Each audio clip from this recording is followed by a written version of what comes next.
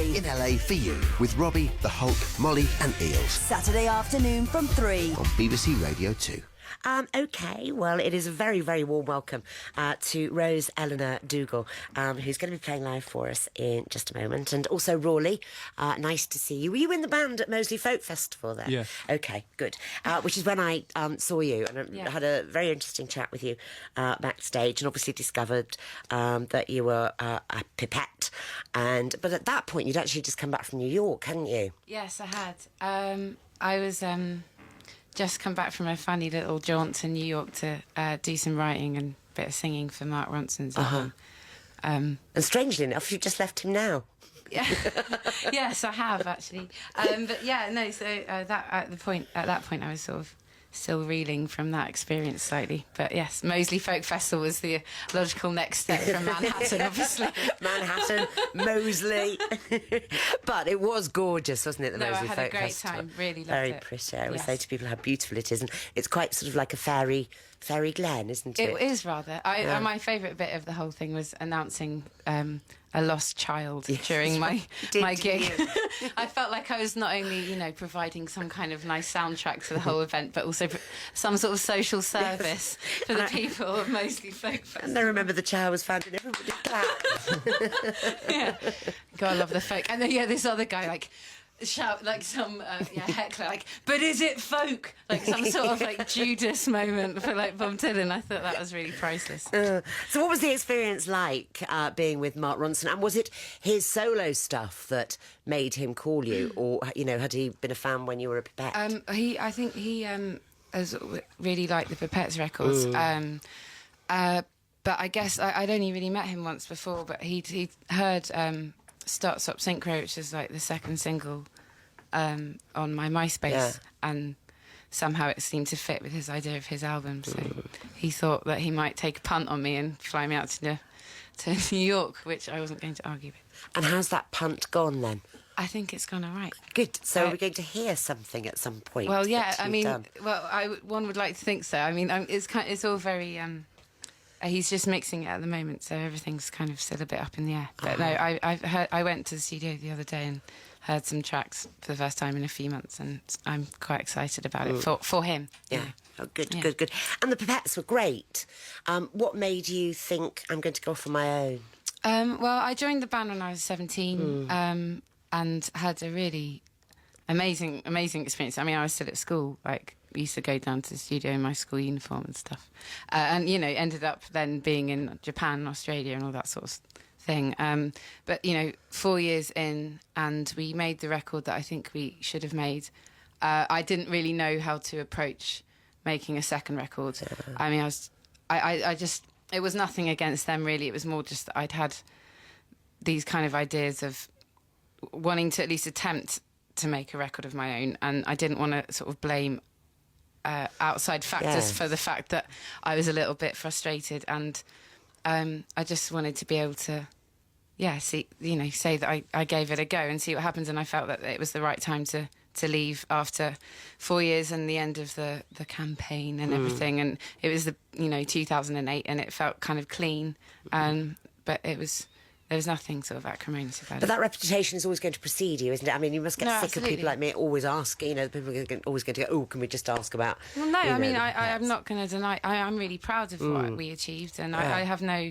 of course, I owe them a lot, and it really was a massive, massive learning curve, that experience, and I certainly wouldn't have written the record that I've just written had it not been for that time, so... I'm, more than happy to talk about it. So you did school. Did you go on to uni or college? Yeah, I went to art college for a couple of years. It's a horrible cliche of I went to art college and then I joined a band. I thought I was living in Common People or something. And you live in Brighton, don't you? Well, not anymore actually. I live in Stoke Newington, which is just the same. There you go. Yes. So, adding to it. Yeah, I did that for a bit, and did fine art drawing. Which is colouring in or something, but no, it was really good. I really loved it, but I sort of thought, well, I'm either going to be a graduated fine art student or an unemployed musician. I think maybe the two kind of are this equal measure. So let's go to Japan instead. Well, we'll talk some more in a moment, but can we have a tune, please, Rose Elinor Dougall? Yes. Her granddad was Robert Dougall.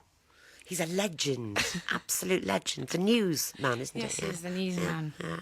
Yes. He also tap danced on Welcome and Wise. Did he? Oh, was he in that? Which one was? Did he? They did a lot of tap dancing. Yes. Did he do? Then there's nothing like a day, because a load of them did that I think as well. he might and have then done, news people. actually. Yes. God. Yeah. Okay. Cool. Well, we're going to play. Is it? Yeah. Come Away with this song's called Come Away with Me. Okay. Thank you.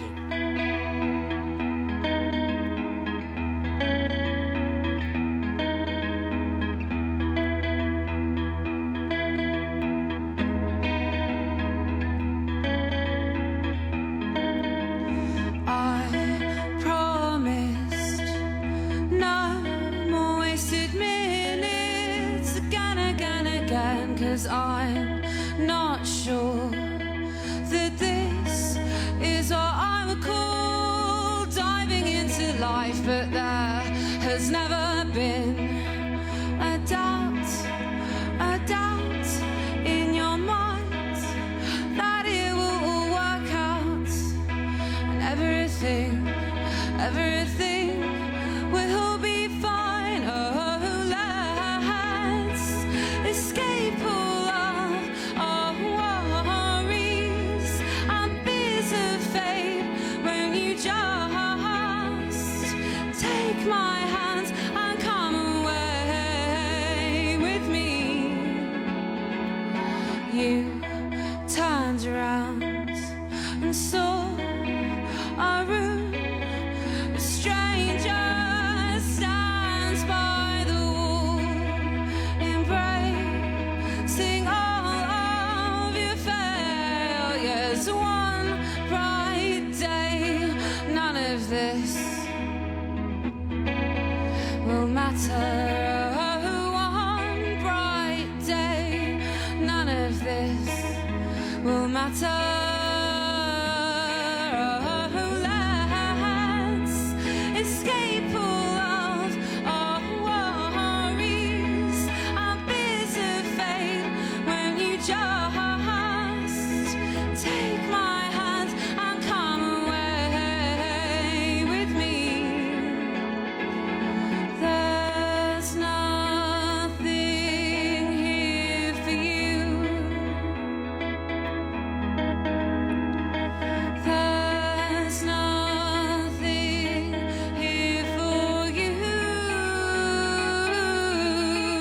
Oh, let's escape all of our worries and fears of fate. When you just take my hand and come away with me. Come away with me, come away with me, come away with me, come away with me, oh, come away with me, come away with me, come away with me.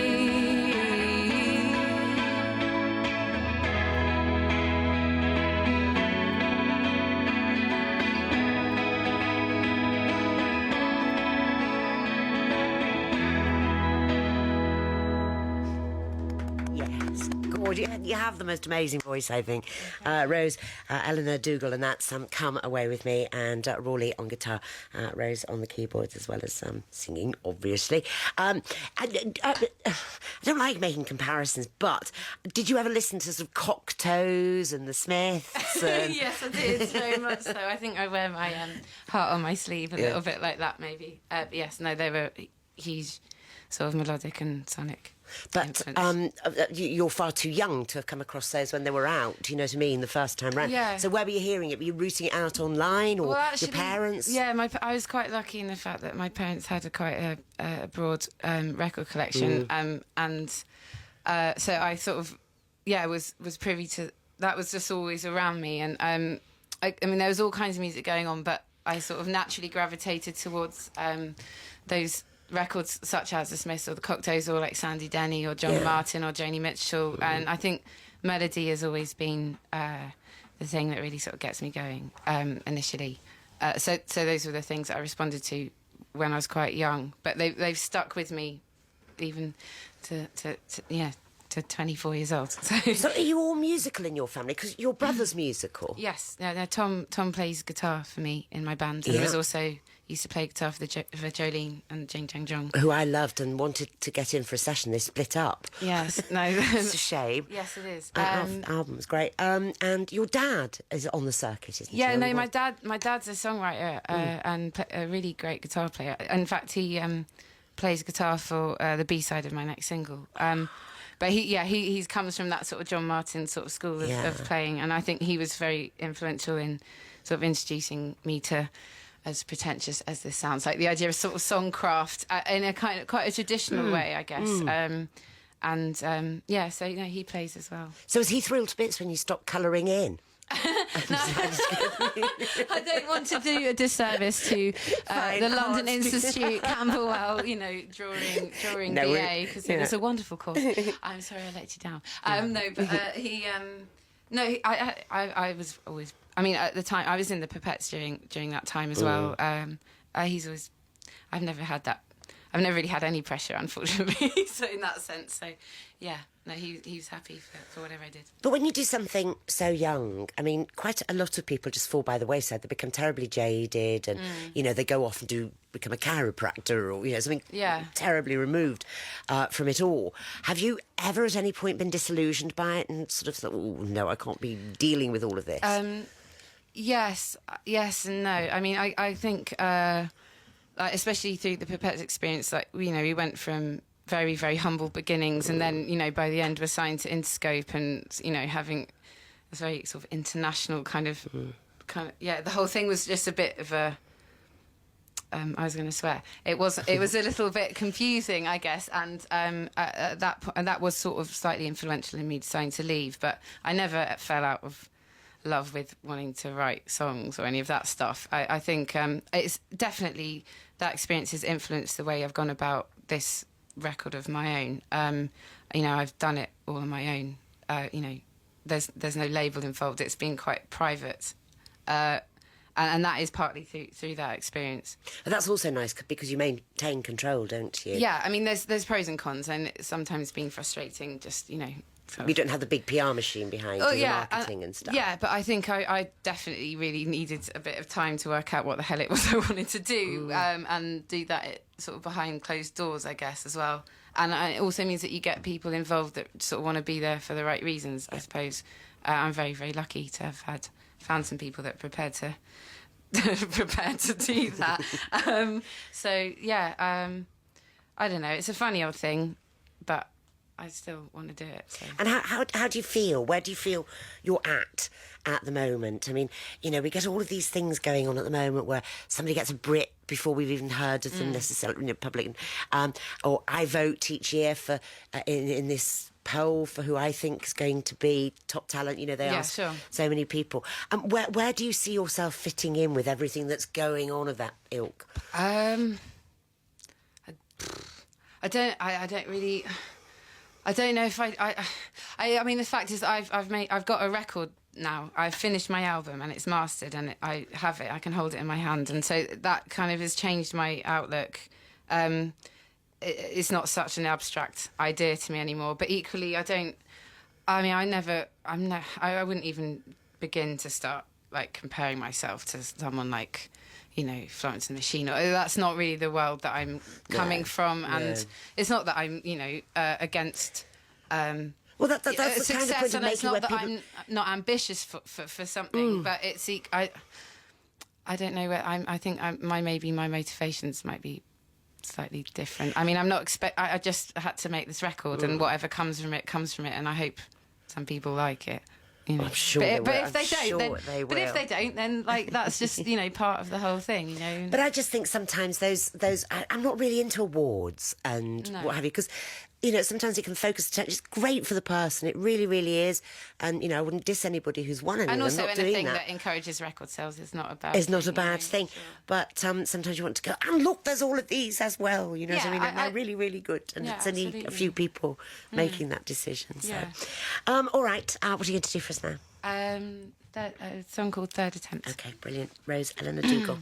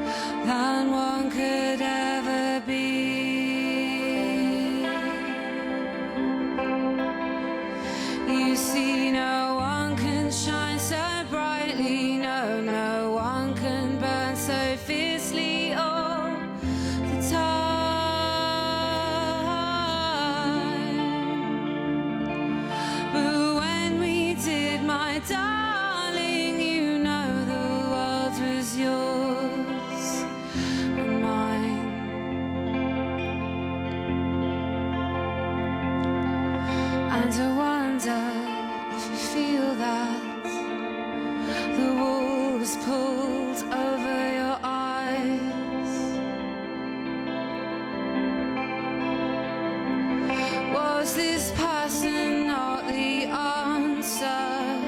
Merely a question in disguise.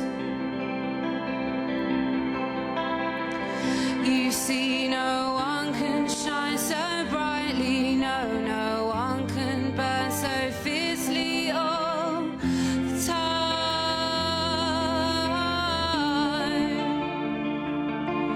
But when we did, my darling, you know the world was yours and mine.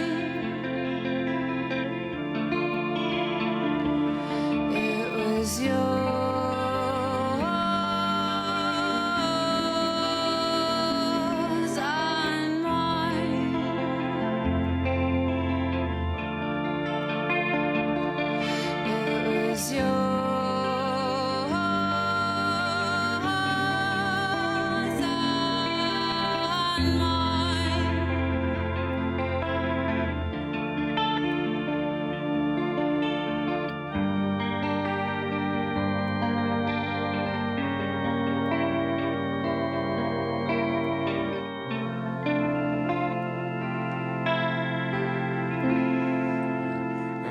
Attempt. That guitar, that sound is great. Very kind of David Lean, Twin Peaks or Blue Velvet or whatever going on there. Absolutely wonderful. And the album is Without Why. Do you write on keyboards then? Well, most of the record was written on this and another Casio, but also writing piano as well. Okay. And just started to write on guitar. Did your dad teach you how to play the guitar then? Or did you do it yourself? He taught me a few chords and I wasn't a very studious student. Okay. So I kind of worked, I don't know, I just sort of reapproached it lately. I'm not very good, but yeah. And what else do you have time in your world for? Or is it all consuming at the moment? Is it music, everything? Or, do you watch Shameless? Or No, I definitely watch a bit of telly, a bit of MasterChef and all that. Oh, yes. I was watching that earlier. These people are very clever. I know. They're all marvellous as far as I'm concerned. I couldn't do half of what any the losers do. Cooking doesn't get tougher than this. Well, I really... It's sort of a funny time right now because like the record's done and there's a single coming out in May and the record should probably be out after summer, so it's a little bit like limbo-y. Okay. I've sort of done my bit now. I've written the bloody thing. I've not recorded it, but really trying to kind of keep as busy as possible. And like we're going, Rory, who's one part of the band, and we've been writing together the last few weeks and keeping the old cogs turning, and just doing bits and bobs really. So, because you're out, aren't you? Now, what date is it today? I'm completely confused. It's the 26 now. 26th, yes. So 6th. Saturday night, you're in Winchester Discovery Centre. Yes. And then the 17th of March. That sounds like you're going into a museum. I know, or something. I think it feels a bit like it might be like that. Okay. Then you're going to South by Southwest. Yes. Lucky you. 17th of April, and then you're going to Copenhagen, and then you're going to Birmingham. Yes. Which you're going to the Hare and Hounds, which is literally round the corner from where I live, and it's a fantastic gig, so you have a good night there. 29th, you're going to Leicester at Fireberg, Telford's Warehouse in Chester, 30th of April, and then Blowout at Porto Leeds on the 3rd of May. 4th, it's the Borderline in London. Ruby Lounge, Manchester, 5th. Club Snafu, Dirty Hearts Club, Aberdeen, 6th of May. King Tut's Glasgow on the 7th. The Electric Circus in Edinburgh on the 8th. And the 13th of May, South Street Art Centre in Reading. I didn't even know half of that, but yeah, great. Also, I think we might be doing British Seapass Festival in Town Hill. Oh, great! On the first weekend of May. Oh, that'll be a good one. Yeah, I did my very first gig there, like a couple of years ago in October. It was a real treat. Yeah. What a time! I bet they're great people. They're lovely chaps. They've been really supportive actually, because I know them from the Pipettes days. Yes. And I'll come and see you at the Borderline actually, if that's somewhere between a Monday and a Thursday. It's on the 5th, I think. 4th. Oh, cool, thanks. No, it's Manchester on the 5th. Oh, right. You weren't paying attention. I need... Do you want a tour manage? Our guitar tech. All right, what's the final tune? It's called May Holiday. Brilliant, thank you. All right. 1, 2, 3, 4.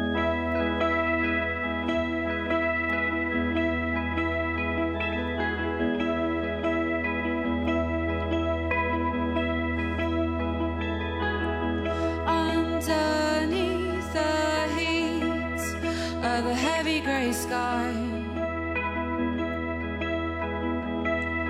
I thought about last night.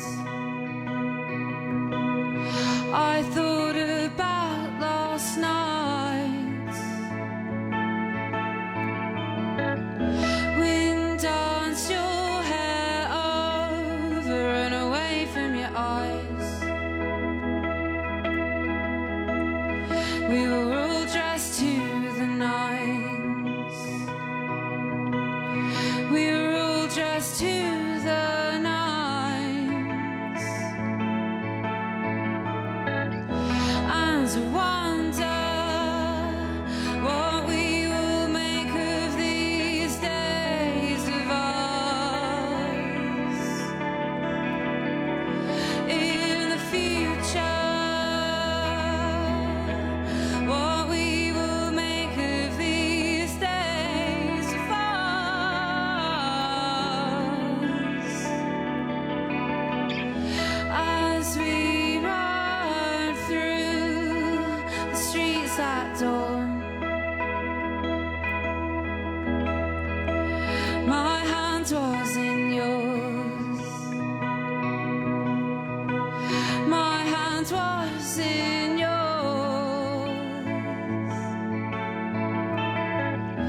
Wretched and misty. Who knows where this leads? Where all of this may lead.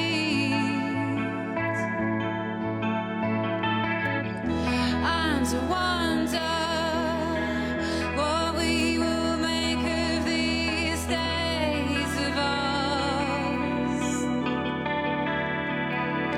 in the future. What we will make of these days of ours. These days of ours. These days of ours. These days of ours. These days of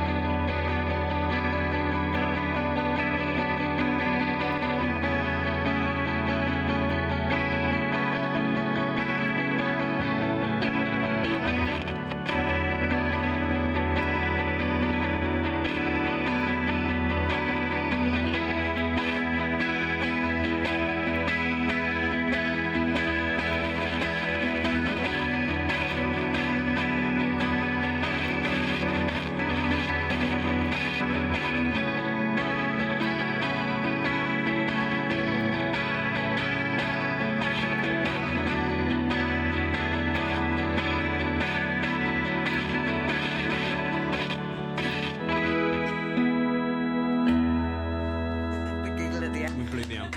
Oh, you blew the amp. Oh, but that was absolutely gorgeous. I just wanted to float away. Beautiful. Are you all right there, Rolly? Because you haven't Yeah, I'm really said fine. much. What's your surname? Long. It's not. Yeah. Mind you, Have that's you been not- primed on that? No, honestly, it's not my, family name. It was, Right. I wasn't born along. But, okay, all right, okay. I had no idea. Well, nice to meet you. Have you enjoyed yourself? Yeah, it's been great. Good, Thanks thank you much. very much indeed for coming. Well, thanks for having us. And to you, Rose Elinor It was a pleasure, Dougall. thank you very And just much. to tell everybody, it's Elinor, and it's Dougall, Dougall. And Rose is, yes, as you would expect. Yes. And I'll be down there heckling at the borderline, going, do your hits! Get off! Magic. I look forward to it. Yeah, see you then. Nice one, and thank you. I turned and went to the engineer, Gary Newman. I went, oh, it's just gorgeous. And he just went, yes, just nodded very sagely. So thank you very much there, Gary, for the Thank sound. you very much. All the best and good to see you. Thank you Cheers. for Thanks. coming in.